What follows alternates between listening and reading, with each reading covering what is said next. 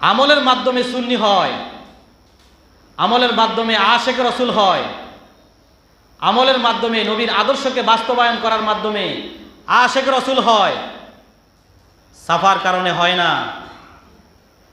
মুসলমানের পাড়ায় জন্ম লাভ করলে মুসলমান হওয়া যায় না। আব্দুল খালেকের ঘরে জন্ম লাভ করলে আল্লাহর গোলাম হওয়া যায় না।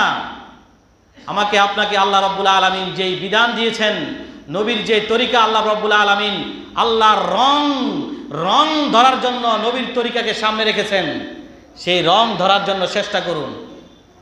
অটোমেটিক আমার আপনার নামের সাথে আল্লাহ পাকের আরশ আজিমে সুন্নি লেখা হবে কি হবে না? আশেক রসুল লেখা হবে কি হবে না? মুসলমান লেখা হবে কি হবে না? মুমিন লেখা থাকবে কি থাকবে না? পর্দা। নিজের সন্তান, নিজের বিবিকে, নিজের বোনকে বখাটে ছেলেদের থেকে রক্ষা করার জন্য, তাদের কুদৃষ্টি থেকে রক্ষা করার জন্য,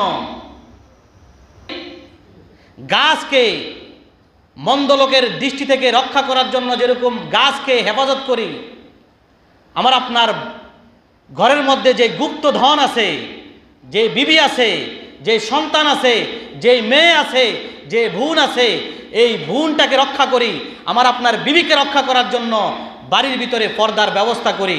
এটা যুক্তির আলোকে, যুক্তিতে ধরে কি ধরে না? কথা বলেন, ধরে কি ধরে না?